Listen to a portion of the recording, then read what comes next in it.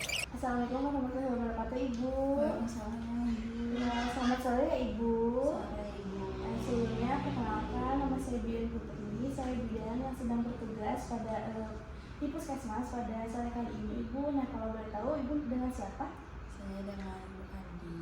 Baik, Ibu Andi ya. Nah, Ibu kesini dengan keluhan apa nih, atau ada yang ingin dibantu gitu? Saya kan lagi hamil ya, Ibu ya. Nah, saya pengen tahu gitu persiapan jadi orang tua itu kayak gimana. Ya baik Ibu, izinkan saya untuk menjelaskan ya. Nah di sini itu ada persiapan untuk calon orang tua ya Ibu. Nah yang pertama ini ada persiapan fisik. Nah jadi persiapan fisik ini yang pertama itu menghentikan kebiasaan merokok dan minum minuman beralkohol. Himbauan ini berlaku bagi calon ayah dan ibu. Nah supaya si kehamilan juga sehat. Jadi kalau misalnya ada kebiasaan seperti merokok dan minum minuman beralkohol ini harus diberhentikan ya ibu, karena takutnya berbahaya kepada persiapan kehamilannya.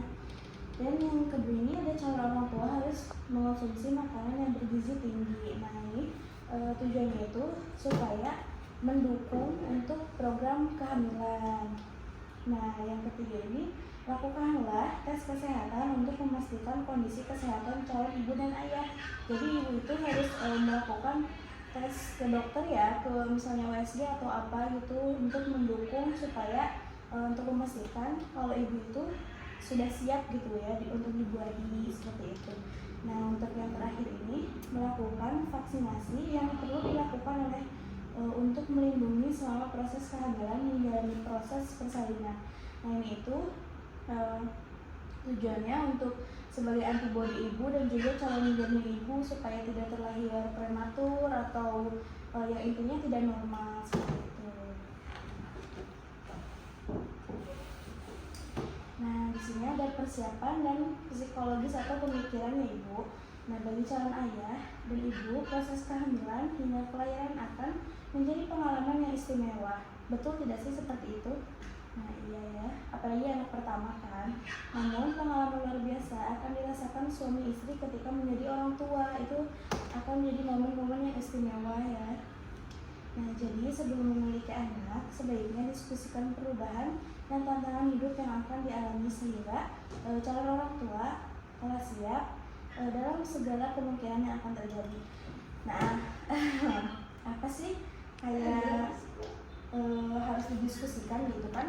Kalau misalnya ibu hamil itu pasti ada perubahan fisik seperti misalnya penambahan berat badan, atau misalnya bagian tubuhnya itu ada yang menghitam atau adanya stage match, itu bisa dimaklumi gitu ya oleh suami. Jadi dia bisa menerima kita dengan apa adanya. Itu kan sebuah konsekuensi kita untuk menjadi orang tua kan. Nah di sini juga ini penting nih, persiapan untuk menjadi ibu. Yang pertama ini menerima bahwa dirinya hamil. Jadi kehamilan ini tuh yang sudah direncanakan gitu ibu. Lalu yang kedua ini menerima pertumbuhan janin. Jadi menerima pertumbuhan janin itu misalnya bayinya itu nanti kalau misalnya udah lahir gitu ya, dia kan suka rewel. Jadi ibu itu harus memaklumi itu ibu, selagi dia normal saja ya, nangisnya tidak terus-terusan, tidak nangis seperti kesakitan, itu juga harus menerima itu gitu kan. Lalu yang ketiga ini mempersiapkan secara realita menjadi orang tua. Nah kan ibu itu ketika menjadi orang tua itu sudah tidak lagi menjadi gadis gitu kan ya. Nah ibu harus siap sedia tuh untuk menjadi orang tua tersebut. Lalu di sini banyak konsultasi kepada yang sudah berpengalaman menjadi orang tua supaya ibu ada gambaran gitu untuk kedepannya seperti apa gitu kan. Nah di sini juga ada menjadi ayah ya, untuk suaminya gitu. Yang pertama ini menyadari bahwa kedudukan dia akan menjadi seorang ayah. Berarti dia juga harus bertanggung jawab ya ibu atas finansial seperti itu, finansial ekonomi juga harus disiapkan oleh bapaknya. Dan juga yang kedua menyadari akan punya anak dan berubah menjadi lebih baik. Jadi sebagai ayah itu kan menjadi contoh untuk anaknya. Jadi jadi sebisa mungkin dia itu harus berubah lebih baik gitu. Misalnya dia sekarang merokok nih, nanti ketika sudah menjadi ayah kan harus menjadi contoh yang baik, itu berarti tidak boleh lagi merokok ibu, ataupun dikurangi gitu ya.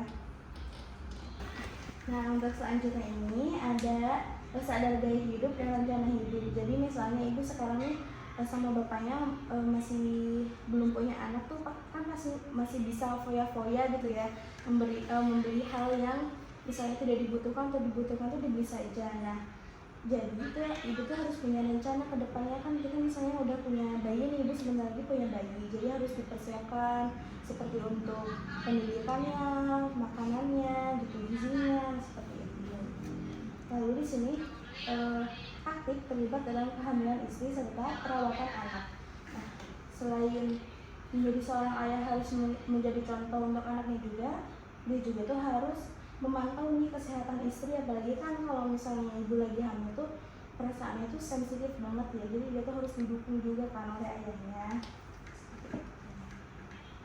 Nah, yang terakhir itu tahu akan perannya selama persalinan dan akan menjadi kepala keluarga. Nah, di sini itu perannya seorang ayah tuh kan harus menjadi sosok yang paling menonjol gitu ya di keluarga. Jadi dia juga harus mempersiapkan perannya gitu, harus lebih baik lagi seperti itu ibu.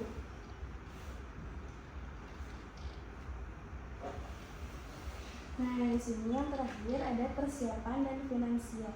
Jadi persiapan yang dimaksud adalah perencanaan keuangan untuk mencapai tujuan anak sejak masih berada dalam kandungan hingga lahir.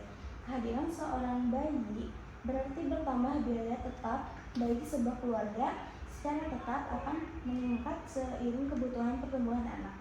Jadi kan misalnya masih bayi itu kebutuhannya cuma ASI kan, itu kan nggak berbayar ya, kecuali kalau misalnya dia udah memasuki masa MPASI. Nah itu kan harus disiapkan juga, apalagi dia tumbuh dewasa tuh semakin banyak gitu kan biaya yang harus dikeluarkan. Apalagi ketika dia sudah memasuki SMA atau kuliah, itu kan lebih banyak lagi ya ibu pengeluarannya.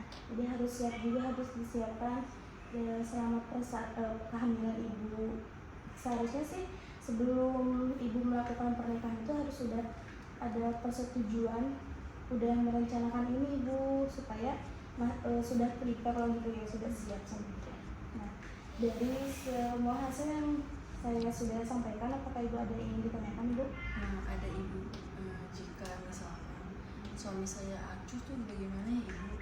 Kayak itu nggak pernah kan lagi hamil, dia nggak pernah bantuin saya untuk beberes rumah karena itu saya capek. Setiap mau setiap saya bilang untuk bantu untuk beberes rumah atau apa tuh dia bilangnya enggak, gue kan udah capek kerja gitu. Bagaimana ibu? Nah, seharusnya yang seperti ini tuh kita harus lebih banyak berkomunikasi dengan dia ya, walaupun emang mungkin agak susah, mungkin dia keras kepala gitu ya ibu, tapi kita mungkin dengan komunikasi atau dengan bukti yang ibu benar-benar kuat nih gitu kan, mungkin dia juga bisa merasakan, bisa mengasihi ibu perasaan yang empati gitu loh. Jadi bisa mengerti gitu, harus dibicarakan dengan baik-baik seperti itu. Dan juga kalau misalkan kan di situ ada gaya hidup ya ibu. Gaya hidup dia sih emang udah lumayan, menurut saya ya, suami saya tuh udah cukup dewasa, tetapi pemikiran dia tuh masih kayak saya mau beli ini, kayak sesuatu yang tidak dibutuhkan tapi dibeli gitu. Saya tuh pusing gimana ya ibu cara, emang saya harus berkomunikasi ya, tapi saya sudah berkomunikasi, dia tetap kayak dia tuh nanti ngambek kayak anak muda aja gitu, masih suka nongkrong, suka yang hal-hal yang seperti itu bagaimana? Nah, mungkin pemikiran setiap orang itu kan pasti berbeda ya Bu. Nah, dengan cara kita berkomunikasi terus-terusan membujuk dia supaya mengerti perasaan kita tuh ya harus dengan bukti yang nyata gitu. Misalnya kan dia tuh diberi kesadaran gitu kan, bayi itu nggak mungkin tumbuhnya segitu-gitu aja, pasti ada masanya dia tumbuh dewasa dan juga mengeluarkan banyak biaya kita kan. Nah, dengan itu mungkin dia nanti secara perlahan dengan seiringnya diberikan komunikasi yang cukup oleh ibu, nah dia juga mungkin nanti bisa Bu kembali membaik gitu ya. Seperti itu sih menurut saya. Baik ibu, kasih banyak ya ibu. Iya, terima kasih Bu.